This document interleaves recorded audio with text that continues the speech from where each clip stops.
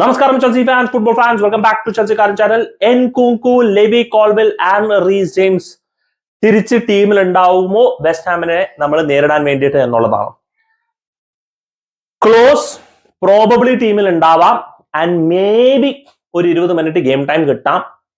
Question is, will medical team allow that to happen and will Pochettino take the risk?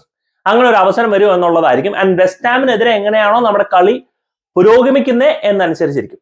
And സീസണിൽ തുടക്കം ശരിക്കും പറഞ്ഞാൽ നമ്മുടെ west ഹാമിനെതിരെയുള്ള കളി നോക്കിക്കഴിഞ്ഞാൽ ആന്റോണിയോന്റെ ആ ഗോളും കൈസൈഡോ ആ പെനൽറ്റി കൺസീഡ് ചെയ്തൊക്കെയാണ് ശരിക്കും പറഞ്ഞാൽ ഓർമ്മ വരുന്നത്.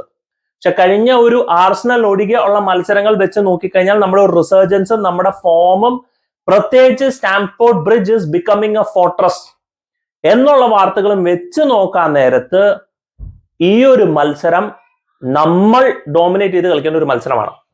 But this is Chelsea, this is Pochettino's Chelsea. Pochettino എന്താണ് ടീമിനെ കൊണ്ട് സെറ്റ് ചെയ്യിപ്പിക്കാൻ പോണേ നമുക്ക് പറയാൻ പറ്റുന്നില്ല.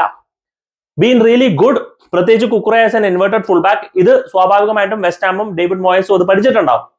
അപ്പൊ അതിനെ തരണം ചെയ്യാൻ വേണ്ടിയിട്ട് അവർ ചിലപ്പോൾ ടീമിനെ സെറ്റ് ചെയ്യുന്നുള്ളതും വളരെ വ്യക്തമാണ്.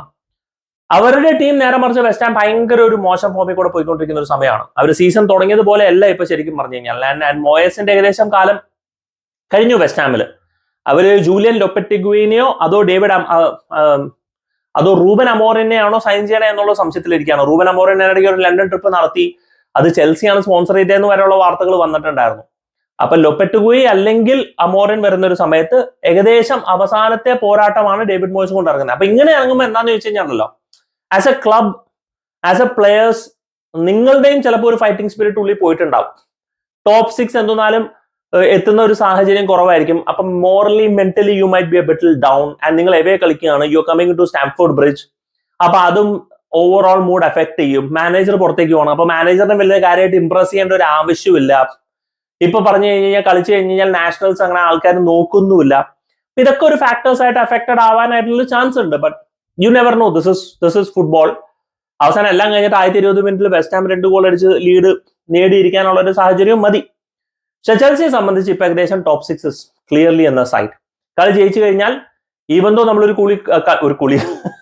ഒരു കളി കൂടുതൽ മാഞ്ചസ്റ്റർ യുണൈറ്റഡിനെ കളിച്ചിട്ടുണ്ടെങ്കിലും നമ്മൾ ജയിച്ചു കഴിഞ്ഞാൽ we will be ahead on goal difference. And Manchester യുണൈറ്റഡിന്റെ കളി ശരിക്കും പറഞ്ഞാൽ നാളെയാണ്. നാളെ മിഡ്നൈറ്റ്, ചൊവ്വാഴ്ച വെളുപ്പിനെയാണ് 12:30 മാഞ്ചസ്റ്റർ യുണൈറ്റഡിന്റെ കളി. ആൻഡ് മാഞ്ചസ്റ്റർ യുണൈറ്റഡിന്റെ season has been up and down season. So നമ്മൾ ഇനി റിമൈനിങ് കളികൾ ജയിച്ചു കഴിഞ്ഞാൽ നമുക്കൊരു സ്ട്രോങ് ആയിട്ട് ഒരു ടോപ്പ് 7ലേക്ക് നമുക്ക് പിടിക്കാം. ന്യൂ കാസിൽ കളി ജയിക്കാനായിരുന്നു. അപ്പൊ അവര് ടോപ്പ് 6 എന്തെന്നാലും ഏകദേശം ഉറപ്പിച്ചിരിക്കുകയാണ്. 5th സ്പോട്ട് ഇപ്പൊ ടോട്ടൻഹാം ഏകദേശം കൺഫേം ചെയ്ത് കഴിഞ്ഞു. സോ ദാറ്റ് 7th സ്പോട്ടാണ് നമ്മളിപ്പോ ബാറ്റിൽ ചെയ്തുകൊണ്ടിരിക്കുന്നത്. So it's close, it's a probability. ഇല്ലാന്ന് നമുക്ക് പറയാൻ പറ്റില്ല. അഗൈൻ ഡിപെൻഡ്സ് എങ്ങനെയാണ് മാഞ്ചസ്റ്റർ യുണൈറ്റഡിന്റെയും ന്യൂസ് കാസലിന്റെയും ഫോം അനുസരിച്ചിരിക്കുന്നുള്ളത്. But we are very close. And നമ്മുടെ ഫോം നല്ല രീതിയിൽ പോകുന്ന സ്ഥിതിക്ക് I expect to see a good game happening. എനിക്ക് ലൈനപ്പിൽ വലിയ മാറ്റങ്ങളൊന്നും വരുന്ന എനിക്ക് തോന്നുന്നില്ല. പ്ലെയേഴ്സ് അവൈലബിലിറ്റി ഒക്കെ വെച്ചിട്ട് we might play the same lineup. Maybe സിൽവയുടെ കേസ് നമുക്ക് അറിയില്ല. ഇഞ്ചുറിയിൽ നിന്ന് തിരിച്ചു വന്നു കഴിഞ്ഞാൽ വില്ലി ഗെറ്റ് എ ചാൻസ് അല്ല. പക്ഷെ അത് ബോൺമത്തിനെതിരെ ആയിരിക്കും അവസാനത്തെ മത്സരം ക്യാപ്റ്റൻ ചെയ്യാനായിട്ടുള്ള ഒരു സാധ്യത എന്നുള്ളത് കേട്ടിരിക്കുന്നത്. അപ്പൊ നമുക്ക് അതുവരെ വെയിറ്റ് ചെയ്യേണ്ടി വരും. അതല്ലാണ്ട് സിൽവ അവൈലബിൾ അല്ല. Same Palmer, Noni Madueke, Mudryk, Jackson തന്നെ ആയിരിക്കും. സ്റ്റേർലിംഗിന്റെ അവൈലബിലിറ്റി ഉണ്ട്. അപ്പൊ സ്റ്റേർലിംഗ് കളിക്കുമെന്ന് നമുക്ക് അറിയില്ല. അത് നമുക്ക് കണ്ടറിയണം. മുഡ്രിക് ആ ഫസ്റ്റ് ഹാഫിൽ ലുക്ക് ഷാർപ്പ്, സെക്കൻഡ് ഹാഫിൽ ഏകദേശം ഗോസ്റ്റഡ് ആയിരുന്നു. ആ ഒരു പരിസരത്തിൽ തന്നെ ഉണ്ടായിരുന്നില്ല. അതിനെക്കുറിച്ച് ഞാൻ പിന്നീട് പറയാം. But so possibilities are lot of permutations and combinations ഞാൻ എക്സ്പെക്ട് ചെയ്യുന്നുണ്ട്. But ultimately I want to see, നമ്മൾ കഴിഞ്ഞൊരു 3-4 മത്സരങ്ങളിൽ കളിച്ചത്, I want to see that consistency. ആ കൺസിസ്റ്റൻസി കണ്ടു കഴിഞ്ഞാൽ നമുക്ക് ഏകദേശം പറയാം, യെസ്, പോച്ചറ്റിനോന്റെ മേളിൽ നമുക്ക് വിശ്വാസം ഇനിയും ഉറപ്പിക്കാം എന്നുള്ളത് പറയാം. ആർസണലിനെതിരെ നടന്ന ഒരു മത്സരവും പിന്നെ ഷെഫീൽഡ് യുണൈറ്റഡും അതൊക്കെ വേണം. അത് മറക്കണം എന്നുണ്ടെങ്കിൽ നമുക്ക് ആ കൺസിസ്റ്റൻസിയും കാണാം, നമുക്ക് ആ പെർഫോമൻസ് കാണാം. So hopefully we see that performance against West Ham. ആ ഒരു പ്രതീക്ഷയോടെ ഇരിക്കുന്നു. Do let me know guys നിങ്ങളുടെ thoughts in the comment section. Thank you so much watching. Signing off SK from Chelsea Karan.